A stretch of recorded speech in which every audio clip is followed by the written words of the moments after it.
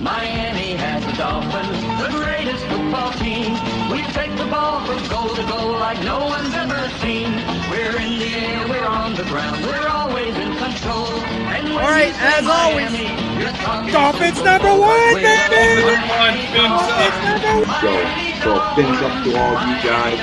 Thank you for doing I just want everybody to remember, we may not always agree on everything Miami Dolphins, but there's one thing we do agree on, is we are all Dolphin fans.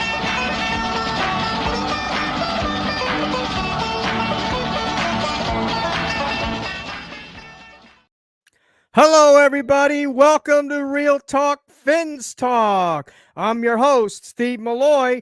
Along with me tonight, as always, Rob Mosley, a.k.a. Dolphin Thirsty. How you doing, Rob? I'm doing excellent. Still basking in that great win that we witnessed on Sunday out in Los Angeles. I loved it. It was great. Brought me back some memories when I was young, watching Dan Marino throw to Mark Duper and Mark Clayton. It was fantastic. Fins-tastic, I have to say. It was wonderful.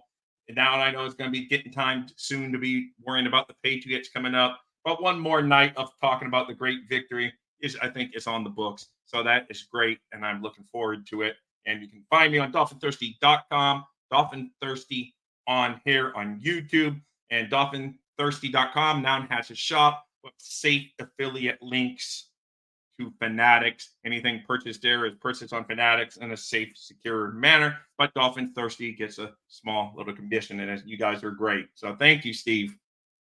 Yes, AJ Dewey. Absolutely.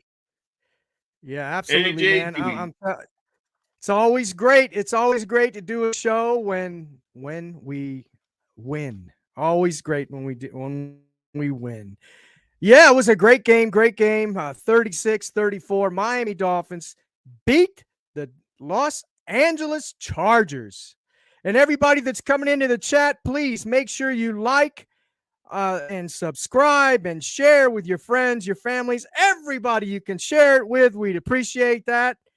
And I want to remind you all, remember, we may not always agree everything Dolphins, but there's one thing we can agree on. We are all Dolphins. And we want them to all win. Right. Yeah, absolutely. Let's get this show on the road, Rob. So it was a great game, just back and forth. I think the lead changed 6 or 7 times, and yeah, it was just an exciting game to watch. It was a real nail biter. And the first thing that I wanted to talk to tonight is and before I do that, I want to remind everybody as well. You can catch us on Spotify at the end of this show. You can go back to the replay, catch us on Spotify. You can you can listen to it while you're driving home from work or driving to work in the morning or before you go to bed at night or anytime during the day or evening that you want to catch us. We will be there on Spotify. Also, if you feel so inclined to support the channel here at Fins Talk Sports Network, we have super chats that are available now. And if you feel like donating to the channel, a super chat, feel free to do so. We'd appreciate it. We do this show for you. We couldn't do it without you as well. So I wanted to make sure we make mention of that. Wow. Well, I guess we got to talk about the most obvious, and that's Tua Tagovailoa.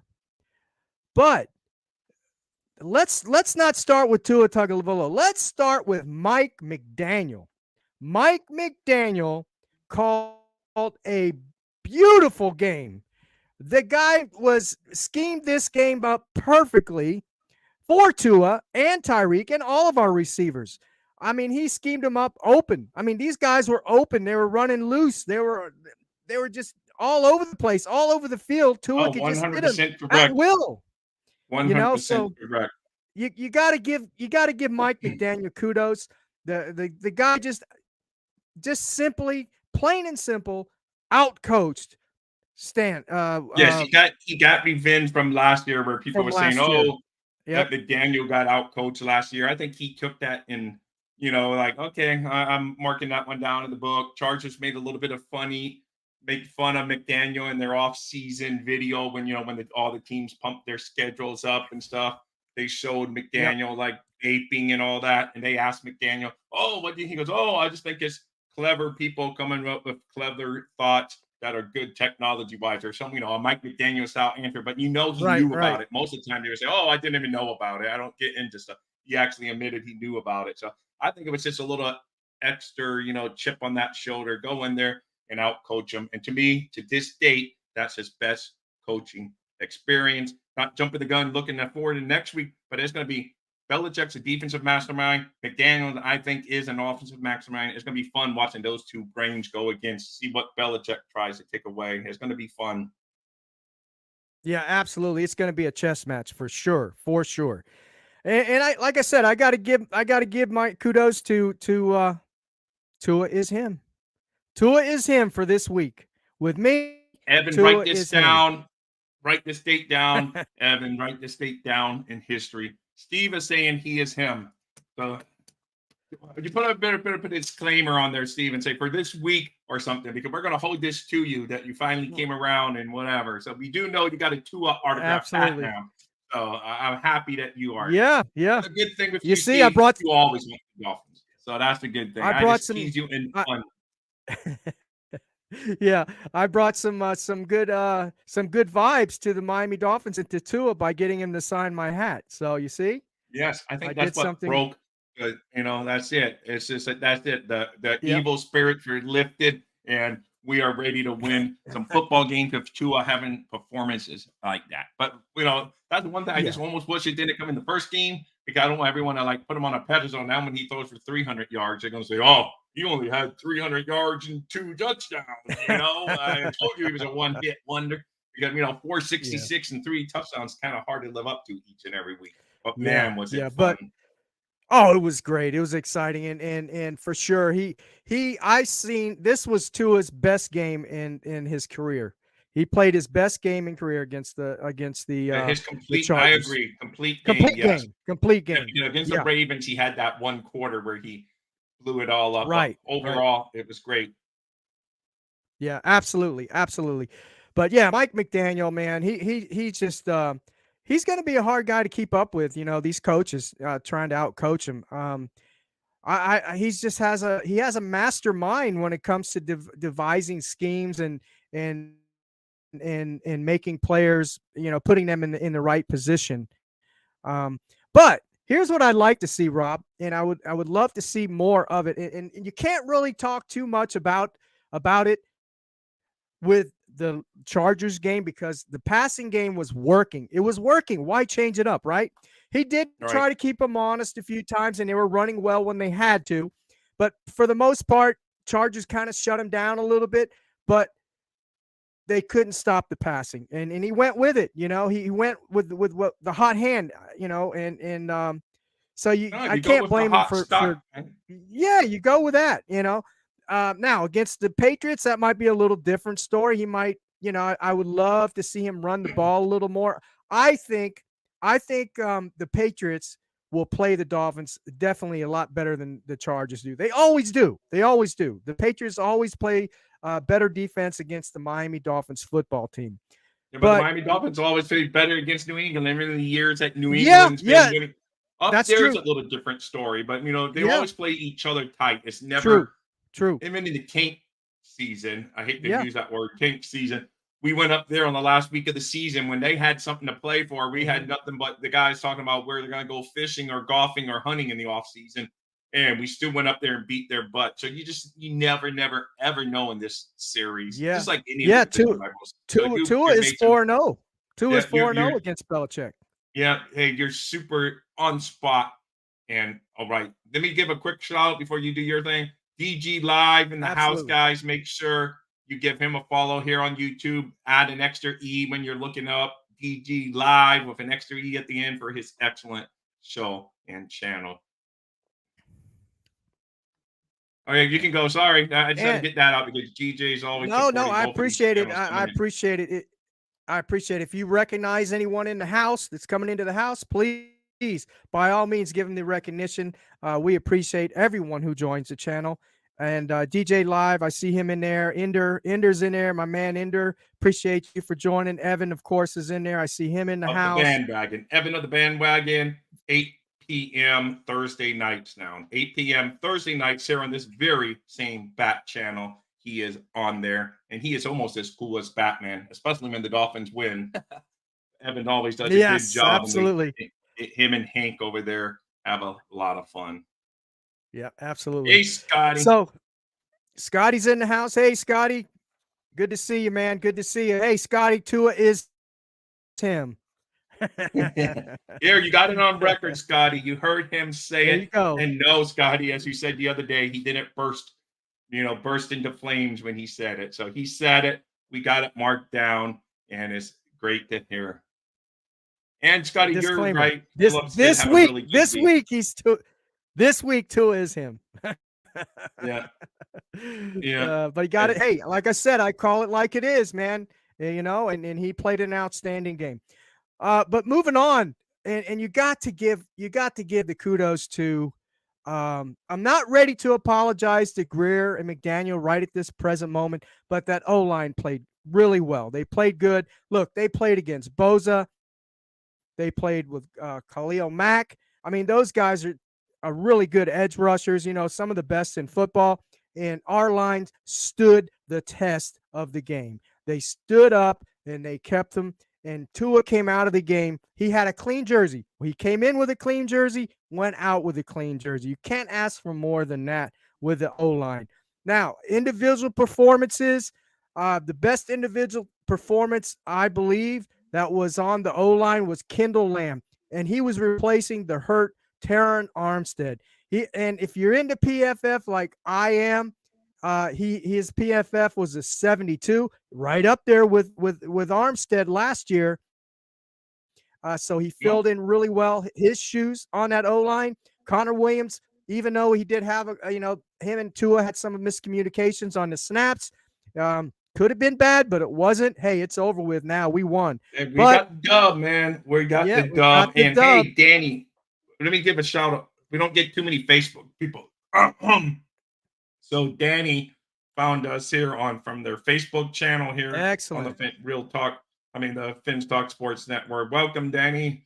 If you can throw a thumbs up on Facebook at us, we are really appreciated over there. But absolutely. Thank you, Danny, anyway, for joining. I'm sorry, I just saw that. I like seeing Facebook people come in and start connecting. If you see, like I said, if you see some come popping in, sometimes I'm real bad at looking at the chat a lot of times. So if you see somebody, you immediately recognize them. I appreciate it, man. But yeah, the O-line played great. They stood up. Austin Jackson, although he had the poorest performance, well, not really. You can't really say he had the poorest performance because according he was playing PFF. According to PFF, and I understand why his grade was down. He wasn't the best blocker when it came to the running game, but his passing rater blocking was really good.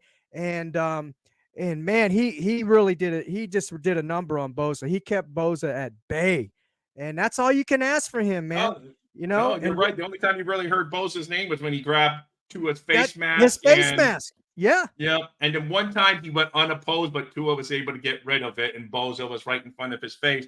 But other than that, man, his name was not even mentioned. Mac, he might as well have been taking a nap in the sack because he sure didn't get any football sacks because I never even heard his name mentioned. So they did a good job. And the good thing on the TV coverage, you didn't hear our offensive lineman's name mentioned 2 times because they didn't do penalties. They avoided a lot of the pre-snap penalties. They had a couple, but they're cleaning it up, and I like it. So hopefully that's a trend that continues throughout the season. Yeah, absolutely. Absolutely. Absolutely. I mean, what else are you going to say about Tyreek Hill, right? I mean, Tyreek is Tyreek. He's one of the best, if not the best, receiver in football, in my opinion. 215, 216 yards, 10 catches. I mean, him and Tua have a really, great chemistry. I hope it progresses throughout the year. And I think it will. And the other receivers came into play as well. Tua was looking, he was finding the open receivers, and he wasn't always hitting Tyreek. He wasn't always hitting Waddle. He was hitting Craycraft, whom I like, and Berrios. I love Braxton Berrios. I said it at the beginning of the season. He's going to be the sleeper, and you saw it the other day. He was underutilized in New York, and I believe Miami's going to utilize his skill set. Yeah, And no, you're right. we He may saw not it. show up on many of the highlights, but he had an excellent game because that third, we would end up getting a first down anyway because they did a defensive holding on the play. But when Tua had to break out because the protection broke down, he rolled out. Everyone always says, "Oh, Tua can't make a play when he improvises and has to do something Yeah. on the spur of the Yeah. moment."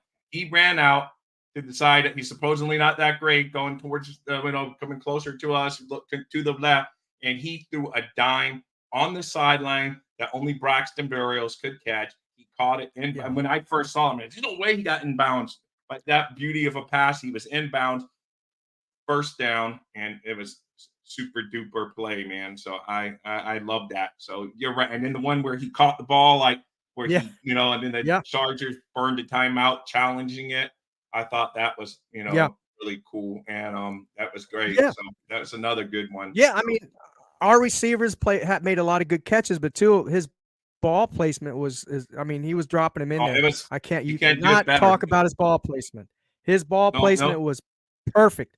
And he was getting the balls off real quick too. He was throwing the ball off quick. So, that tied into the offensive line too. It helped. But for the most part, like I said, you got to give the kudos to the O-line. This week they played well. They played great. No, if we're gonna knock them when they don't play well, we got to praise them when they absolutely do play well. Absolutely, and we're gonna praise them because that was my biggest concern of the offseason. I didn't think they improved the line a lot. I think that was like 85% of Dolphins. Some people were worried about the defensive depth and linebackers.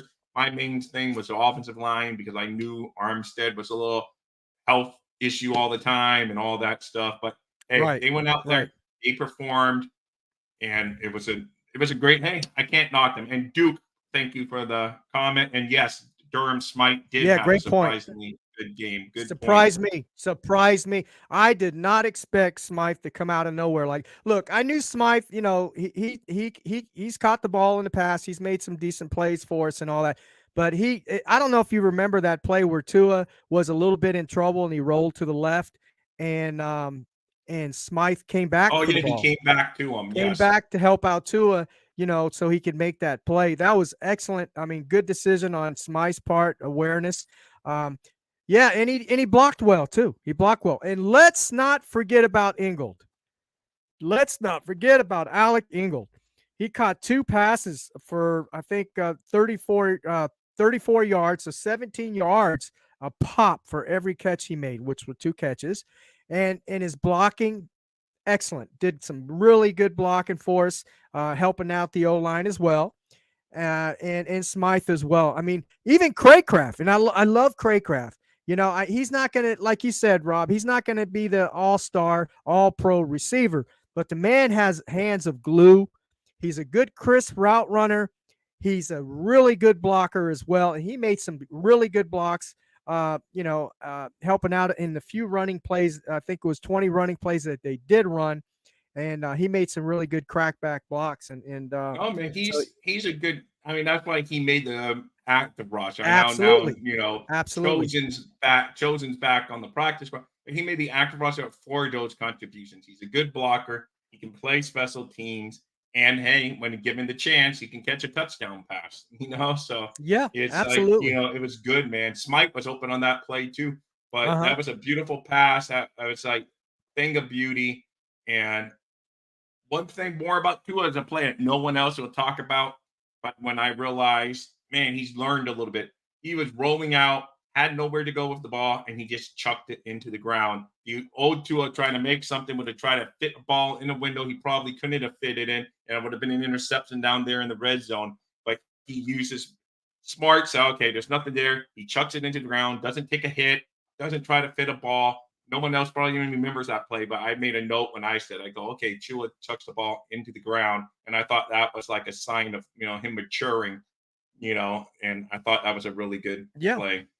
Yeah, and when he did run, he slid. You remember the run he went on? He slid when Oh, he yes, made a couple and little made a past the first down marker, so it was passed the beautiful. first down mark and made the first down. So that was a good clutch play by Tua Tagovailoa as well. I Yep. love praising Tua Tagovailoa because I hope the kid succeeds. I want to see him succeed. I really do. I like the Oh, it's a kid. I great. met. I mean, he's a great human. If you don't root, I mean, I know obviously fans of other teams don't want him to do well. Just like I don't want other players. I don't Right. ever want anyone hurt, of course. But I don't want them doing well when they're playing against the Dolphins. I'll be honest.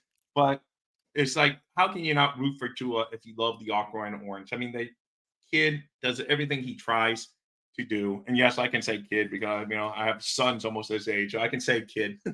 So he is like a Yeah. young man that does everything asked of him. He goes out there, he balls out, and the biggest knock on him is he gets hurt sometimes. But I mean, how can you fault a guy? That's football. He goes out there, and I like him, man. It's hard not to like him. And it's good to see him doing Yeah, well because when absolutely. guys do that, they go out there, they do well, and quiet the haters. It's no better way to quiet your critics than to just go out there and kick butt. I love it. Yeah, absolutely. He definitely quiets some haters down. That's for sure. Um, Now, so we talked about the offense. There's really nothing bad you can say about the offense. Sure, Tua made some bad decisions. The offense, with the snaps, he fumbled, and he threw that interception. But hey, that's going to happen. Players are going to make some plays like that. But he bounced back. He bounced right back. What did he do? No, Threw the that's a interception, hey, came right back the very next series. What'd they do? no, that's it. You So shake it off. Not you it's not shake it a off. quarter, Yeah. it's not a quarterback in the Hall of Fame that didn't have bad series, bad throws, bad decisions. And when the reason that they're great is because they shake it off and they come back and get them on the next series. And that's exactly what he did. And yes, you're Absolutely. 100% right. Scotty, I actually text Steve for the minute. I go, it sucks that Rodgers got hurt, because you just never want another team to get hurt. You just want any player because they're out there doing for us entertainment for people like us to just sit there and all the fans across, no matter what fan base you are, to admire these guys' skill level and what it takes to get to that level, and to see him gone in the first 3 plays of the game. It's just I knew within the first 3 plays of the game before he got hurt, I go, boy, they're getting a lot of pressure on him. It Yeah, might be a long year for Rodgers. I almost feel bad because I thought that when he actually got hit because he was getting pressure every single time he dropped back. But yeah, that was very sad to see. You never want to see that, and absolutely, absolutely. it's a And shame, my especially. yeah, and my prayers go up to Aaron Rodgers. Like you said, Rob, you never want to see anyone on any team get injured. He's out for the year, Achilles tendon injury, and Achilles injury. So you never want to see anybody go down like that. I was really curious to see how he's gonna help the Jets this year and him playing with them. And just sorry for him going down like that. But we talked about it. We talked about it during the course of the year that the O line of the Jets was not in good shape, and it showed. It showed Wait, the other Steve, night. you got an important message there for you if you want to read it. Can you read it? Oh yeah, those are my grandchildren, Ben and Lucas. That's my son, Ryan Malloy. Thank you. Yeah. Hey Ben. Hey Lucas. Fins Love up, you guys. guys. Fins up. Ben's up. Thanks for watching. Yeah. So yeah, absolutely. Well, let's talk about the other half of our team. uh, whoo, the Evan, get defense. ready, Evan, for the Steve you're used to, So here it goes. I don't know. I have no clue what he's gonna say, but with that, woo, that doesn't sound good. But anyway, Steve, let's hear it because I know it's not too many, but let's hear it. No, I'm just gonna say that, and with what I'm going to say, and I'm not definitely not a disclaimer. I'm not an expert on the Fangio defense. In fact, Brett Legacy with Fubar, who's on the Fence Talk Sport Network, is trying to get in reaching out or trying to get in touch with Ben Albright, who used to was a journalist for, I don't know if he still is or not, was a journalist for the Denver Broncos and is very familiar with the defense of Fangio. Fangio. So would like to get him on the show, and then we can get into more detail. But I'm just going to give you my take, my opinion, and some of the research that I've done, and I'm still learning. Fangio defense, and we talked about this on the show as well, is bend, don't break. Is a bend, don't break defense, meaning keeping the quarterback from throwing deep, the long ball, and that's exactly what he did. Herbert did not have a long pass, a long touchdown, or anything like that in the game, so that's good. But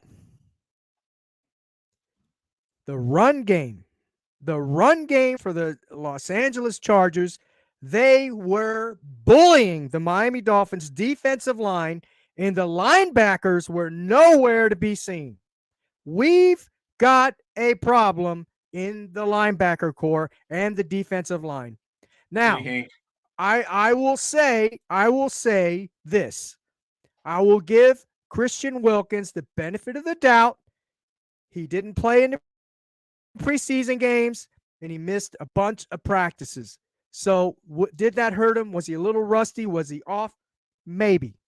But I've said this from the beginning. When we first got Fangio, we first acquired Fangio, and everybody's saying, oh, they're going to be a top 10, a top 5 defense. They're going to be the best defense in the NFL, blah, blah, blah, blah, blah, blah.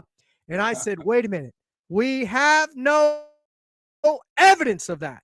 We have no evidence of that. And number one, I said, I don't believe, in my opinion, we don't have the right personnel in place to make this defense work.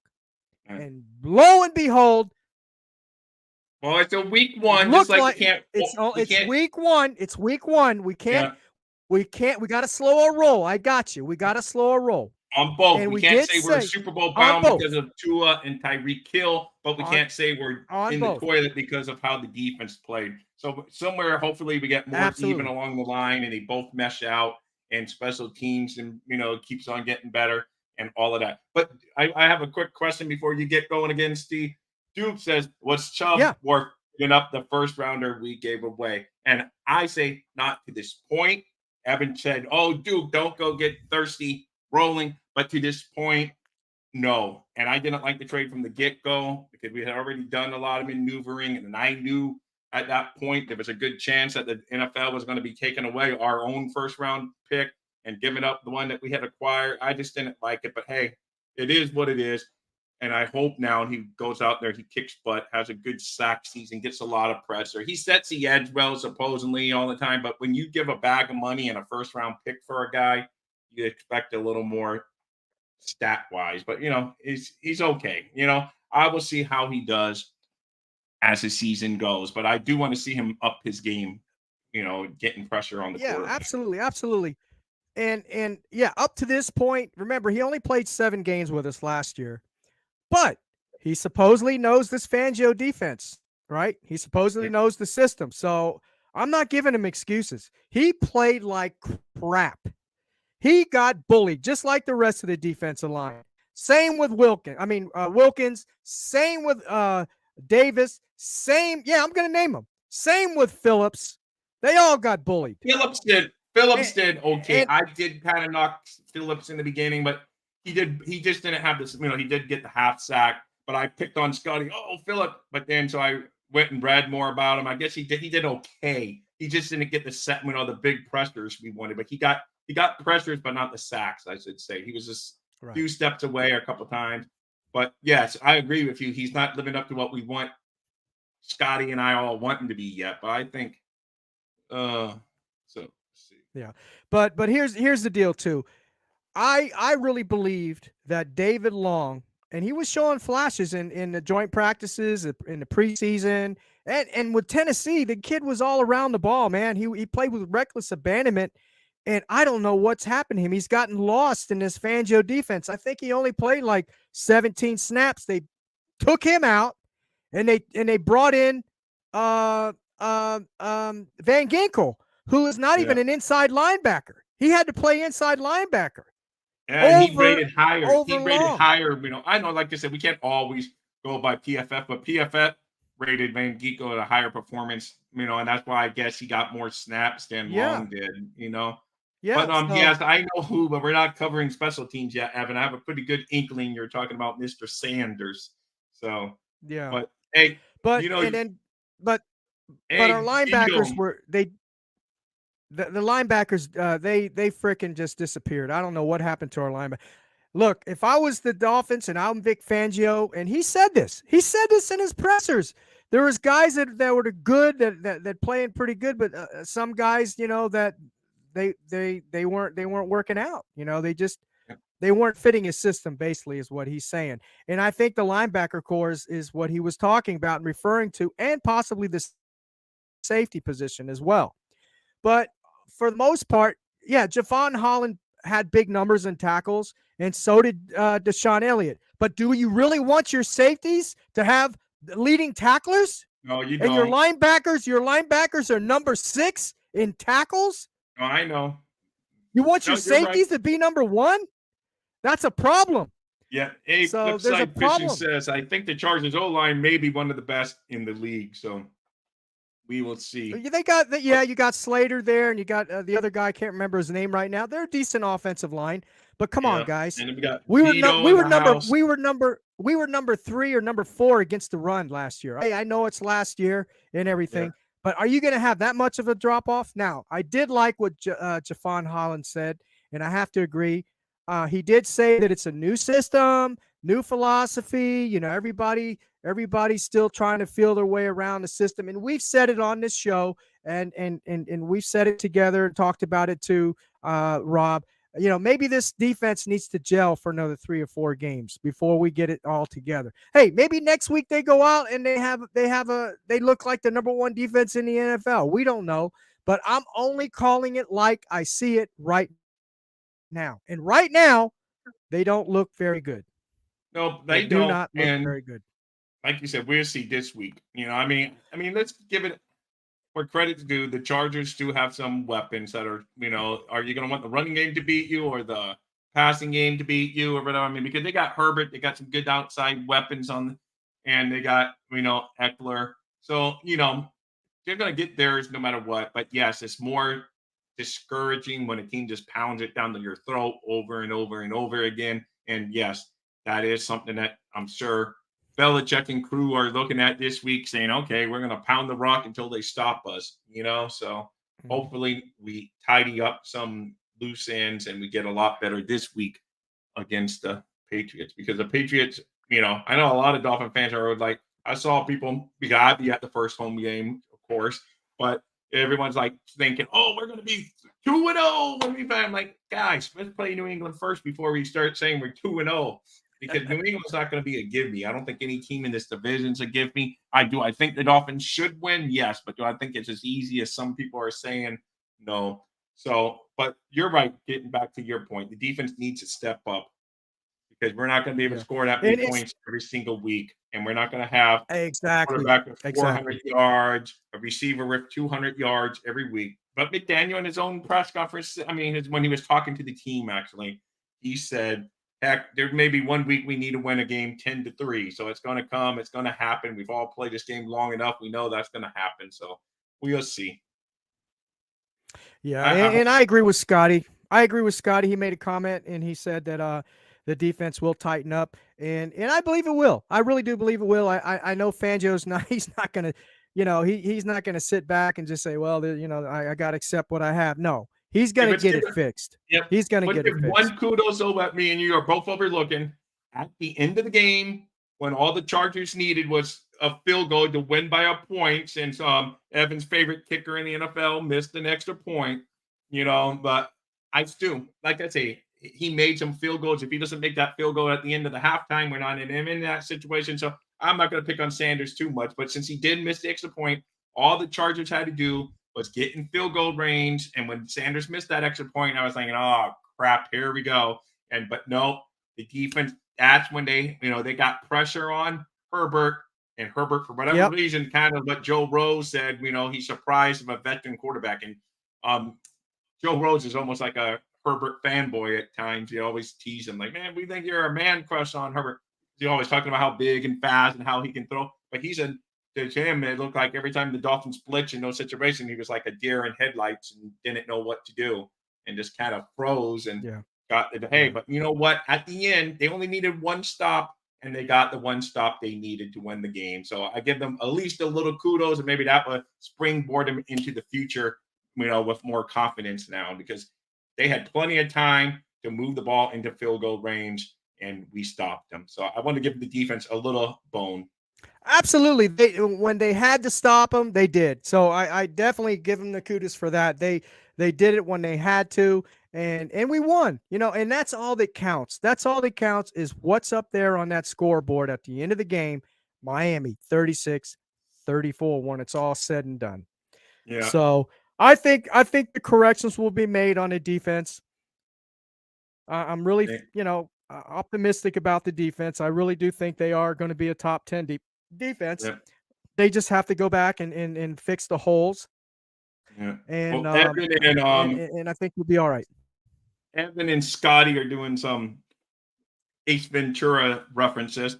And once against my better judgment, I will point out Josh Wingate. He's also a member of this network. He's a great guy, but he happens to like a team that plays here in Miami on December 24th. So, and they happen to have a star. I forget what city, whatever. They happen to have a star on the helmet.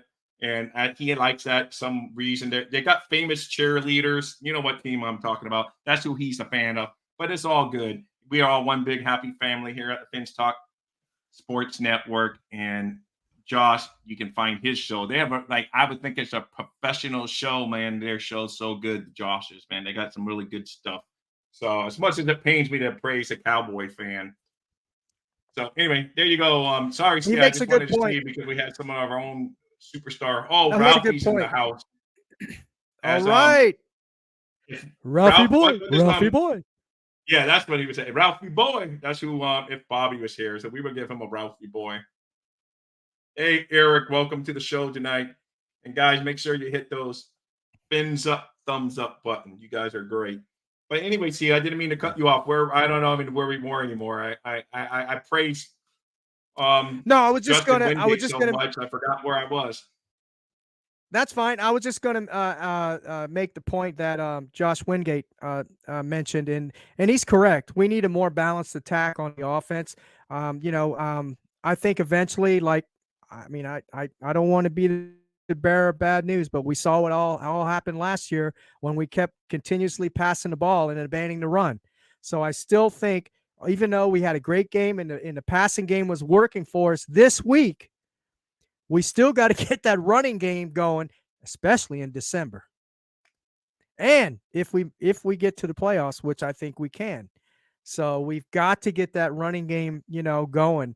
Now I know we're not designed or built to be a pound and ground type of team, but we've got to have more balance than we did this past game. So that's my thoughts on that. Yes. So Josh, if you're still listening, good job, young man. But anyway, let's see. Good evening, gents. Let's see. It's a long thing. Good evening, gents. I have sad news for our friends in New York. Gone in 60 Seconds wasn't just a movie. It was reality in New York. And in my opinion, our defense did suck, but they came through when they had to. Absolutely. Couldn't agree with you more, Ralphie. Yeah. Couldn't agree with you more, Ralphie. Yeah. Anyway, go on, Steve. I'm sorry. I just want to see when they come up. No, that was it. That's really all I had to say tonight. We won. That's all that counts. And it's always, always, always, a good thing when our team wins. And I hope we continue to win. And I do believe the defense will get fixed. They will adjust, do whatever he has to do to get it done. Vic Fangio. I think Mike McDaniel, again, he called a great game. He outcoached the guy on the other field. The other side of the field. And now we got to test when we play against Belichick next week. I think that's where a balance, offense has to come into play playing against Belichick. I think he's going to take away Tyreek. I really do. I'm not saying Tyreek's not going to get his catches, but I don't think he's going to have another 200-something game. If he does, that's great. But I think Belichick is smart enough to know to take the best guy, away from the game. Then we have Waddle. So we got another speedster there. Waddle's he could be a number one on any team.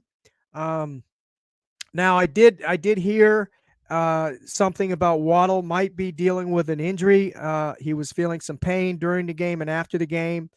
We don't know if he's going to be 100% for New England. Hopefully he will. I know in during the practices, joint practices, and in training camp, he was dealing with a plague. Is that how you pronounce it?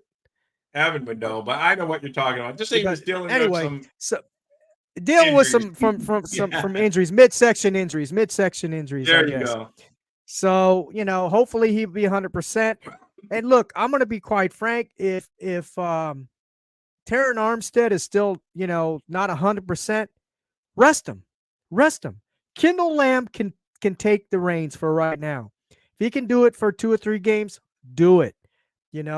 Rest Armstead. We're going to need him later in the year anyway, and it's too early for him to come back if he's not 100%. Let him rest. Oblique is the word Evan says. Oblique. There we go. Oblique. Thank you. That's why we have Appreciate Evan here. He's our guy. Absolutely.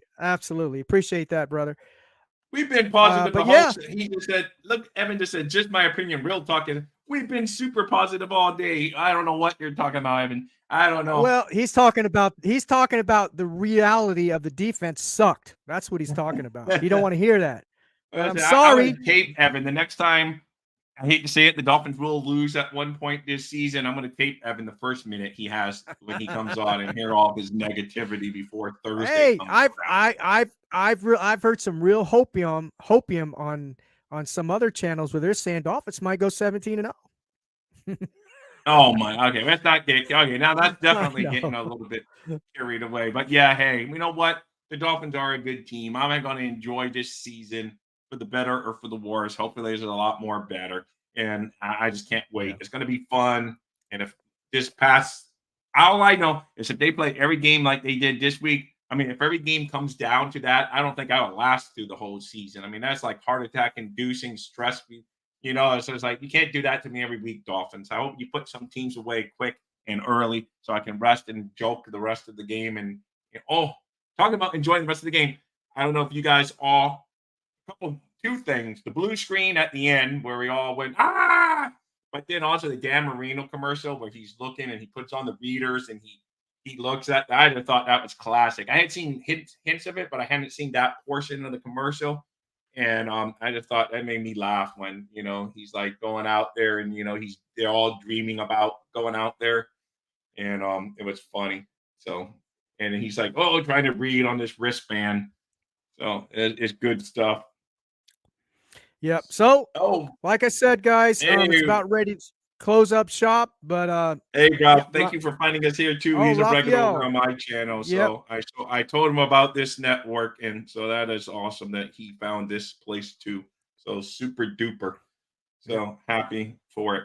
But anyway, sorry, Steve. I know you're going to. No problem. We're going to close up shop, but I appreciate everybody that joined us tonight. Appreciate all your comments.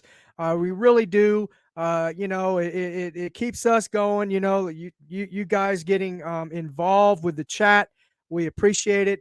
Once on your way out tonight, please hit that like button if you haven't already. Share with your friends, your families, your neighbors, and don't forget. If someone missed the show and they're not able to go on YouTube and watch it, tell them they can go on Spotify. They can catch the replay on Spotify, and they can listen to it on their way to work, coming back in the evening from work, at home, any time of the day. They can just go on to Spotify, and it's free, and listen to the show. So, Rob, we're going to call it a night. Appreciate you joining me again tonight. And again, I want to thank Bobby Melendez, the founder, producer of the Fins Talk Sports Network. I can't thank him enough for allowing us to have this platform, you and I, Rob, to talk about our favorite football team, the Miami Dolphins. I've been a fan for 51 years. You've been a fan for over 40 years, I believe. Yeah. And, so we appreciate him for allowing us to have this platform and talk about our favorite team. So with that Hey, said, wait, hold on. Let me get my okay. 1 minute.